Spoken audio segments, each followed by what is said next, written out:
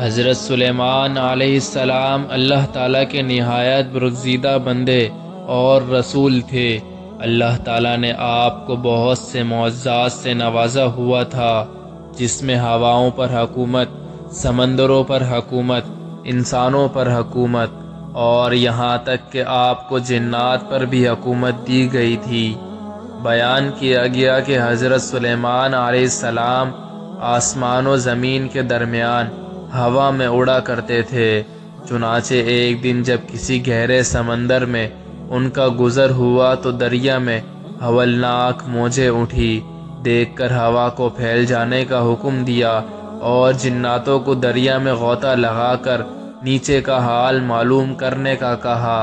جب حضرت سلیمان علیہ السلام کے حکم سے جنہوں نے دریا میں غوطہ لگایا تو اس میں موتی کا ایک ایسا چمکدار قبہ دیکھا جس میں کوئی دروازہ نہ تھا۔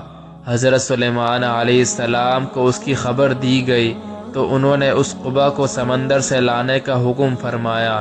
چنانچہ جنات نے اس کو سمندر سے نکال کر حضرت سلیمان علیہ السلام کے سامنے پیش کیا، جس کو دیکھ کر انہیں بہت تعجب ہوا اور اللہ تعالیٰ سے دعا کی، جس سے اس قبہ کا دروازہ کھل گیا۔ تو حضرت سلیمان علیہ السلام نے دیکھا کہ اس میں ایک نوجوان اللہ تبارک و تعالیٰ کے سامنے سجدے میں ہے۔ تو حضرت سلیمان علیہ السلام نے اس سے دریافت کیا کہ تم فرشتے ہو یا جن؟ تو اس نوجوان نے جواب دیا کہ میں انسان کی جنس سے ہوں۔ اس کے بعد حضرت سلیمان علیہ السلام نے دریافت فرمایا، آخر یہ بزرگی اور فضیلت تجھے کیوں کر حاصل ہوئی؟ اس نوجوان نے عرض کیا کہ حضرت، مجھے یہ فضیلت والدین اور ان کے ساتھ حسن سلوک کے سبب حاصل ہوئی ہے۔ میں اپنی ضعیف والدہ کو اپنی پشت پر لادے رہتا تھا اور ان کی دعا تھی کہ اے میرے معبود، تو اس کو سعادت عطا فرما کہ میرے مرنے کے بعد اس کا مقام ایسی جگہ میں متعین فرما جو نہ آسمان میں ہو اور نہ زمین میں۔ چنانچہ والدہ ماجدہ کے انتقال کے بعد جب میں ایک دریا کے کنارے گھوم رہا تھا تو میں نے سفید موتی کا ایک قبہ دیکھا، جس میں اس کے پاس پہنچا تو اس کا دروازہ کھل گیا اور میرے اندر داخل ہونے کے بعد قدرت الہی سے خود بند ہو گیا۔ مجھے نہیں معلوم کہ اب زمین میں ہوں یا آسمان میں یا ہوا میں، اللہ تعالیٰ اسی میں مجھے رزق عطا فرما دیتا ہے۔ حضرت سلیمان علیہ السلام نے دریافت کیا، آخر اس میں تجھے روزی کس طرح حاصل ہوتی ہے؟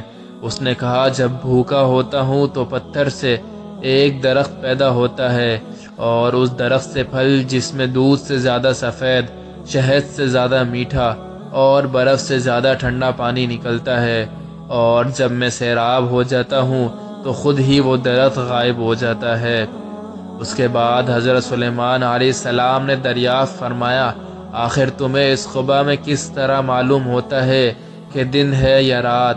تو اس نے جواب دیا کہ جناب، جب صبح صادق طلوع ہوتی ہے تو یہ قبہ سفید ہو جاتا ہے اور غروب آفتاب کے بعد اندھیرا چھا جاتا ہے۔